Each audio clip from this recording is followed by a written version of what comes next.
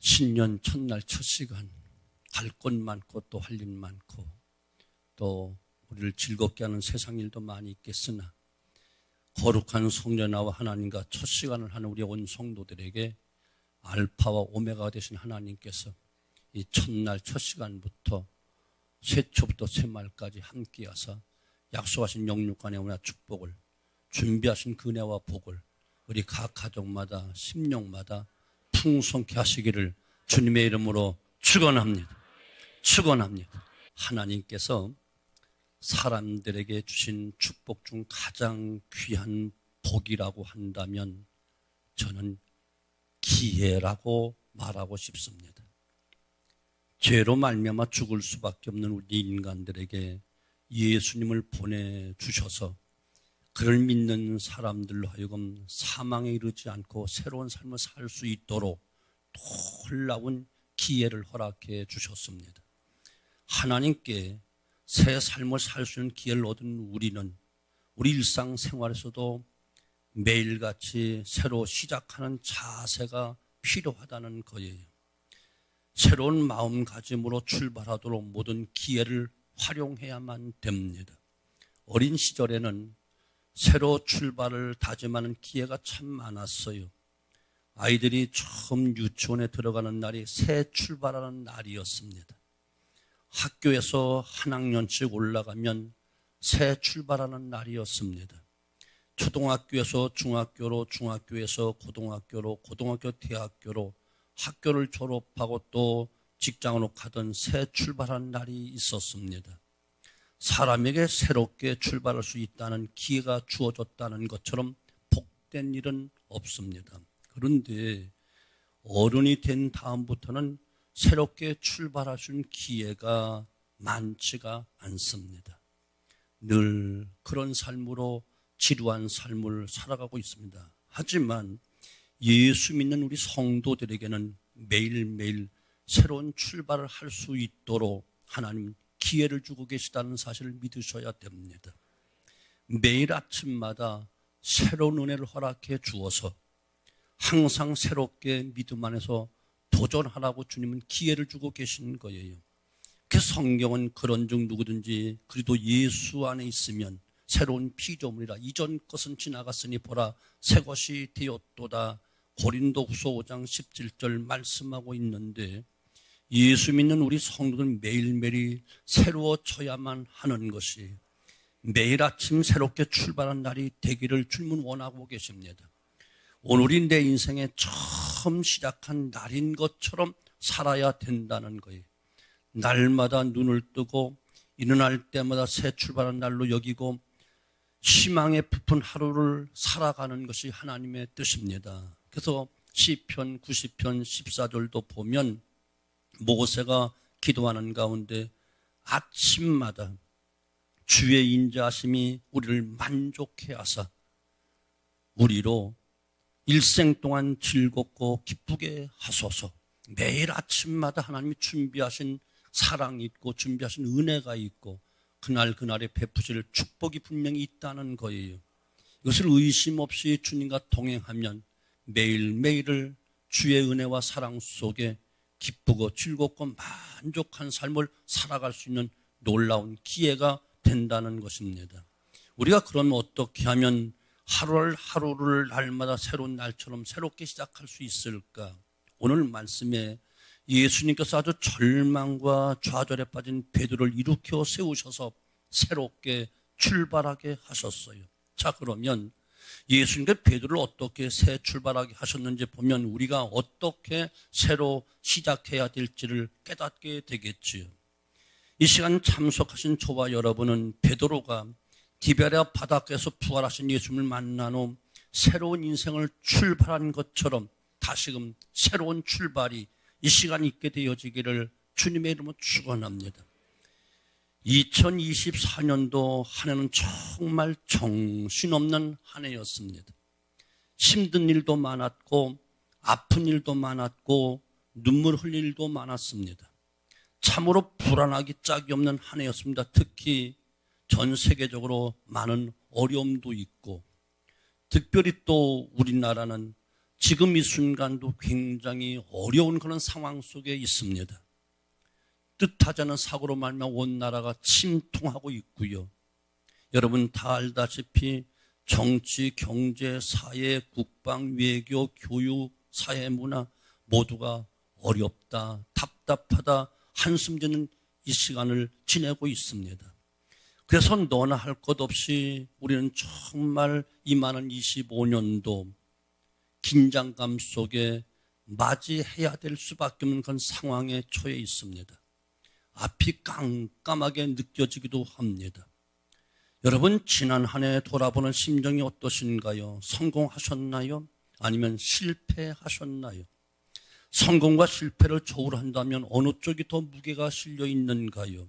유독 실패와 아픔과 어려움이 많았던 한 해다 이렇게 이야기하는 쪽이 훨씬 더 많으리라 생각됩니다. 하지만 우리는 이런 현실에서 희망을 품고 내일 향해 나아가야만 됩니다. 자, 그러면 우리가 과거의 실패와 절망과 아픔을 접고 새로운 인생을 출발하기 위해서는 가장 필요한 것이 무엇인가? 그것은 확실하게 접는 것입니다. 확실하게 접고 넘어가야 된다는 이야기예요. 예수님께서는 베드로가 새 인생을 출발하도록 하기 위해서 확실히 접게 하셨어요. 그러면 주님은 오늘 말씀 속에서 새로운 인생을 살기 위해 오늘 우리에게 주시는 말씀이 무엇인가를 꼭 들어야 되는데, 여러분 하나님 말씀으로 이 시간 내게 주신 음성으로 듣는 은혜가 있기를 바랍니다. 먼저 주님은 저와 여러분에게, 이 시간 참석한 우리에게 과거를 접어라 말씀하고 계십니다. 베드로는 원래 물고기를 잡는 어부였어요. 그런 어느 날 예수님을 만나서 물고기 잡는 어부 생활을 접었습니다. 마가복음 1장 16절로 17절 보면 갈릴리 해변을 지나가시다가 시몬과 그 형제 안드레가 바다에 금을 던지는 것을 보시니 그들은 어부라. 예수께서 이르시되 나를 따라오라. 내가 너희로 사람을 낚는 어부가 되게 하리라 하시니, 주님은 베드로에게 물고기 잡는 어부 생활을 접고 이제 사람을 낚는 어부가 되어 새 인생을 출발할 것을 요청했고, 베드로는 예수님의 요청에 응답을 했습니다. 예수님이 십자가에 죽으실 때 베드로가 물고기 잡는 어부 생활을 접은 지 벌써 3년이 지났습니다. 그러나 오늘 말씀을 보면 그때 베드로가 과거 물고기 잡는 어부 생활을 접긴 했지만 확실하게 완전하게 접지는 못했어요. 그러니까 부활하신 예수님을 2번씩이나 만나고도 다시 물고기 잡으러 갔습니다. 처음 예수님을 만났을 때 물고기 잡는 어부 생활을 접고 사람 낚는 어부가 되라고 말씀하셨는데 그는 그 말씀을 잃어버렸어요. 그는 다시 고기나 잡으러 가겠다라고 바다로 나가면서 다른 제자들도 함께 데리고 갔습니다. 베드로는 과거로 되돌아갔습니다. 주님이 처음 부르실 때 디바랴 바닷가에서 완전히 버리지를 못했다는 거예요. 우리도 예수를 만난 지 오래되고 부활하신 예수님을 믿고 천국의 소망을 가지고 살아가자면 아직도 옛 생활을 완전히 접지 못하고 예수 믿는 사람들이 많이 있다는 이야기예요. 옛 생활을 접지 않는 이상 우리는 예수님의 제자로서 새로운 출발을 확실하게 하기는 불가능하다는 이야기입니다. 과거를 확실하게 접어야 새 출발이 가능합니다. 노름을 좋아하는 사람들 노름은 끊어야 됩니다. 폭식을 즐기는 사람들 절제해야만 됩니다. 믿는다 하면서 덕이 되지 않는 모든 것들은 끊을 것 끊어야만 되고 접을 것 접어야 되고 확실하게 정리해야만 참된 제자의 길, 참된 성도의 길을 걸어갈 수 있습니다. 에베소 4장 22절 24절 너희는 유혹의 욕심을 따라 썩어져간 구습을 따른 옛사람을 벗어버리고 오직 너희의 심령이 새롭게 되어 하나님을 따라 의와 진리의 거룩함으로 지으심을 받은 새 사람을 입으라고 말씀하고 계십니다. 구습을 버리라고 말합니다. 옛사람을 버리고 새사람을 입으라고 말씀하고 계십니다. 과거의 삶의 태도를 버리지 못하고 우리는 한 발짝도 앞으로 더 나아갈 수는 없습니다. 컴퓨터 프로그램이 새로운 버전으로 자꾸 개발되어 나옵니다. 옛날 성능이 좋지 않은 프로그램 대신 새로 개발된 프로그램을 컴퓨터에 깔려고 하면 반드시 해야 될 일이 먼저 있는데 이미 깔려있는 옛날 프로그램을 지워야만 합니다. 이것은 주님이 우리에게 지금 하시는 말씀입니다. 옛생활을 버리지 아니하면 새로운 삶을 시작하기가 어려워지거나 불가능하기 때문에 접어라, 끊어라, 잊어버려라 말씀하고 계신 거예요. 베드로는 실제적으로 어부 생활을 포기하고 그물과 배를 버리고 주님을 따랐지만 그 마음속에 완전히 어부 생활을 접지는 않았습니다. 마음속에 완전히 접지 않는 한 언젠가 되돌아갈 수밖에 없습니다. 담배를 피는 사람들이나 술을 마시는 사람들, 노름을 하는 사람들 모두 한 가지 공통점이 있습니다. 술, 담배를 끊고 노름하는 건 멈추고 싶어 합니다. 그런데 고쳐지지 않습니다. 고쳐지지 않는 이유가 내가 이거 하지 않아야 되겠다라고 하는 마음속에 완전히 접지 못하기 때문에 그렇습니다. 그런데 대부분의 사람들이 마음속으로 접어지면 행동도 접어지지만 많은 사람들이 입으로는 안 하겠다라고 접겠다고 말하지만 마음속 깊은 곳에서 접지를 못하고 있습니다. 오히려 혹시 못하게 될까 염려하고 있습니다. 분명한 것은 지금까지 살아온 모습 가운데 버려야 될 것은 과감하게 버릴 수 있어야만 새로운 출발을 할 수가 있고 앞으로 나아갈 수가 있습니다. 접어야 할 것 확실히 접고 버릴 것 과감하게 버리고 잊을 것 확실하게 잊어버리고 끊을 것 끊어야만 됩니다. 아픔도 슬픔도 실패도 다 잊고 버려야만 됩니다. 인정상 끊을 수 없고 사정상 끊을 수 없는 그 무엇도 과감하게 끊어야만 앞으로 나아갈 수가 있고 새로운 삶을 살아갈 수가 있습니다. 우리 주님은 버려라, 접으라고 말씀하고 계십니다. 무엇을? 과거를 접어라. 이 시간 이전 것 다 접으셔야 됩니다. 그래야 미래를 향해서 힘차게 나아갈 수가 있습니다. 두 번째, 주님은 저와 여러분에게 후회를 접으라고 말씀하고 계세요. 베드로가 새 출발을 하기 위해서 과거의 후회를 접어야만 했습니다. 예수님 베드로에게 네가 나를 사랑하느냐 같은 질문 3번이나 반복하여 하십니다.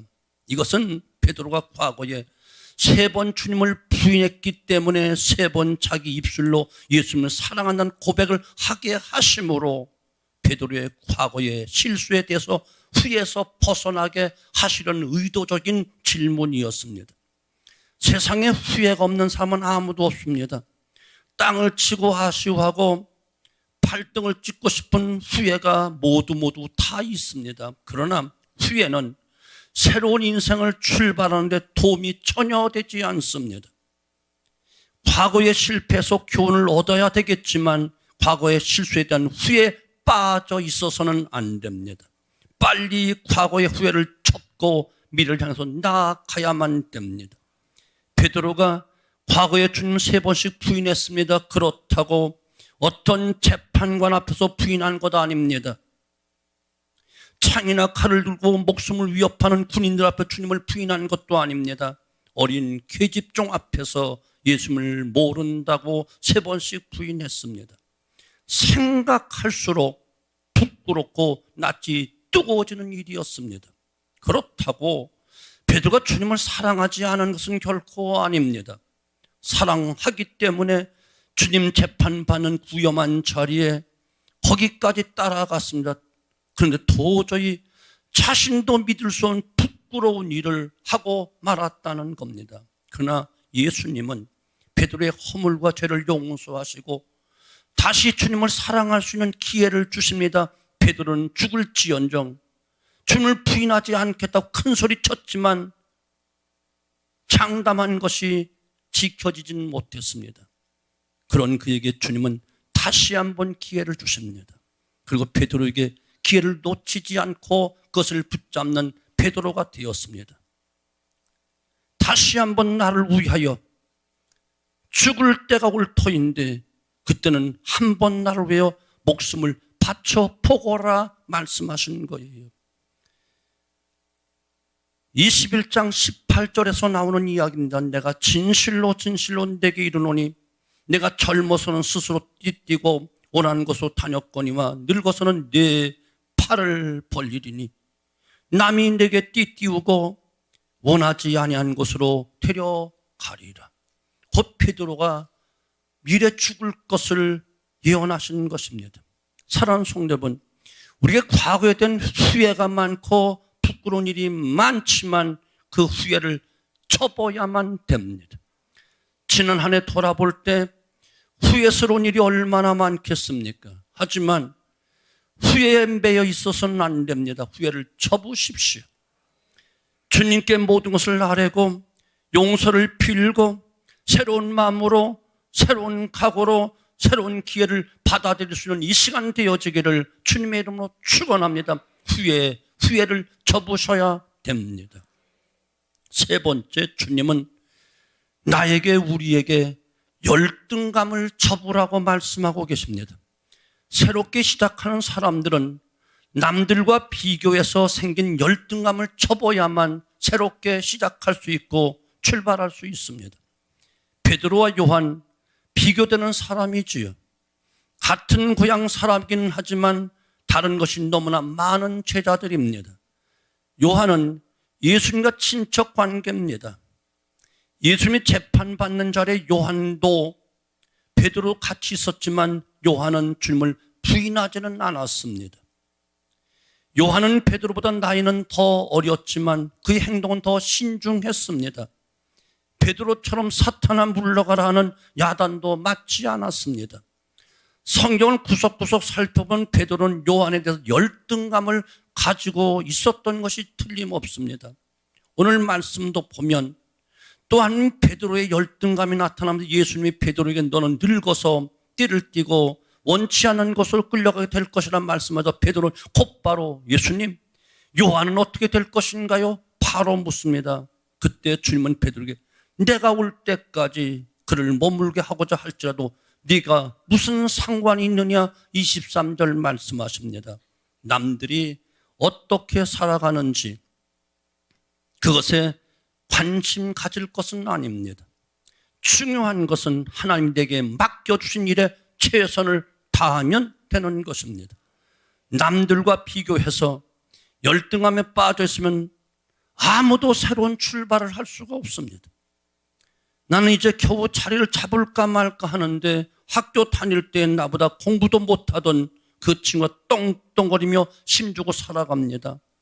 상대적으로 의욕을 상실하고 무력감에 빠지게 될 수도 있겠지요. 그러나 이런 열등감을 접어야만 나아갈 수가 있습니다. 성장할 수가 있고 성공할 수 있습니다. 왜냐하면 그 문제점이 자신에게 있기 때문에 그렇습니다. 열등감을 가질 것이 아니라 자신의 부족함과 최선을 다하지 못한 자신을 반성해야만 됩니다. 그런 사람이라 새롭게 출발할 수가 있고 나은 삶을 살 수 있기 때문에 그렇습니다. 베드로는 열등감이 많은 제자였습니다. 하지만 그 열등감을 접어버리고 자신의 부족함을 발견하고 주님께 회개함으로 새로운 출발을 했다는 사실을 여러분 꼭 기억하셔야만 됩니다. 베드로를 가리켜 실패한 사람을 말하지 않습니다. 주님의 수제자라고 이야기를 합니다. 우리에게 나에게 열등감을 접으라고 말씀하고 계십니다.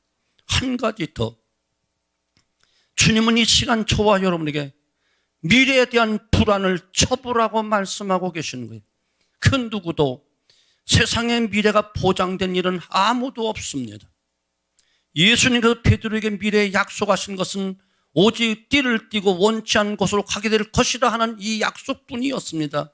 이 땅에서 내가 고난을 받으면 하나님이 무엇을 해줄 것인가, 크게 줄 것이다 보상을 말씀하시지는 않았습니다. 그러나 베드로는 주님을 위하여 원치 않는 곳에 띠를 띠고 가면 나머지 일은 하나님께서 맡아주실 것을 그는 믿고 나아갔습니다. 하나님 우리에게 일을 맡기실 때 이 땅에서 화려한 장밋빛 미래를 약속하시지 않습니다. 오히려 주를 따르는 자들에게 고난이 있을 것이라 말씀하고 계시며 아무든지 나를 따라오려거든 자기를 부인하고 날마다 자기 십자가를 지고 나를 쫓으라 말씀하고 계십니다. 그러나 그 고난은 영광으로 가는 길입니다. 로마서 8장 18절 현재의 고난은 장차 나타날 영광과 좋게 비교할 수 없다 말씀하고 계십니다. 주님이 우리에게 고난을 당하게 하시고 모른 채 하시지는 않습니다. 언제나 그 속에 함께 하십니다. 베드로는 띠띠고 원치 않는 곳으로 가겠다는 약속은 받았지만 미래는 하나님 손에 맡기고 그는 드디어 거꾸로 십자가에 달려 순교를 당했습니다. 분명 하나님 나라에서 큰 순교자가 받는 상을 받았을 것임에 틀림이 없습니다. 선하신 하나님께서 우리의 미래를 책임지실 것이며 생각지 못한 방법으로 보상하실 것을 의심 없이 믿고 이제 우리 미래에 대한 불안을 떨치고 불안을 접고 나아가야만 됩니다. 믿음으로 도전하셔야만 됩니다. 내일 일은 모릅니다. 하루하루 삽니다. 불행함과 요행함도 우리는 모릅니다. 내 뜻대로 안 됩니다. 그러나 분명한 사실은 하나님이 함께 하신다는 놀라운 사실입니다. 믿음으로 가는 자 결코 실망치 아니하시고 반드시 영광으로 갚아주는 놀라운 하나님의 축복이 있고 신앙의 위인들이 받은 영광이 있다는 사실을 의심 없이 믿으시기를 주님의 이름으로 축원합니다. 사랑하는 성도 여러분, 죄송하지만 25년도 만만치 않은 현실이 우리를 기다리고 있습니다. 솔직히 소망보다 걱정이 앞선 어려운 시기를 맞이했습니다. 그래도 우리는 새로운 출발의 기회를 삼아야만 됩니다. 과거를 접고 후회를 접고 열등감을 접고 미래에 대한 불안을 접고 이제 나아가야만 합니다. 아니 이미 출발했습니다. 주님 의지하십시오. 주님은 분명히 말씀하셨습니다. 두려워하지 말라. 내가 너와 함께함이라. 놀라지 말라. 나는 네 하나님이 됨이니라. 내가 너를 도와주리라. 나의 의로운 오른손으로 너를 붙잡아 주시라 분명히 약속하셨습니다. 세상 끝날까지 너희와 항상 함께 있겠다 약속하셨습니다. 물 가운데로 지나고 불 가운데 지난다 할지라도 그 속에 친히 함께 하시겠노라 말씀하셨습니다. 사망의 음침한 골짜기를 다닌다 할지라도 그 속에 함께 하신다고 분명히 말씀하셨습니다. 오늘 주신 이 말씀 우리 마음판에 새기고 또한 기도하면서 어떤 상황에도 찬송하면서 우리 심차게 주님의 이름으로 담대하게 나아가 승리하고 또 승리하는 놀라운 축복의 삶이 되어지기를 주님의 이름으로 축원합니다. 여러분 앞날이 어떤가요? 부정적인가요? 세상은 그렇게 말하겠지요. 아니요. 믿음의 눈을 열고 보십시다. 믿음의 눈이 어떤 눈이라고요? 이미 철야 시간에 말씀을 드린 적이 있습니다. 믿음은 긍정적으로 보는 것이다. 믿음의 눈은 땅의 것을 보지 않고 하늘 것을 보는 것이다. 오늘 보지 않고 미래를 보는 것이다. 이것이 믿음의 사람들이 나아가는 길인 줄로 의심 없이 믿습니다. 우리 모두 이제 힘차게 주님과 함께 하나님 약속의 말씀을 붙잡고 힘을 모두어서 같은 말, 같은 마음, 같은 뜻, 같은 비전을 가지고 힘차게 도전하게 되어지기를 주님의 이름으로 축원합니다.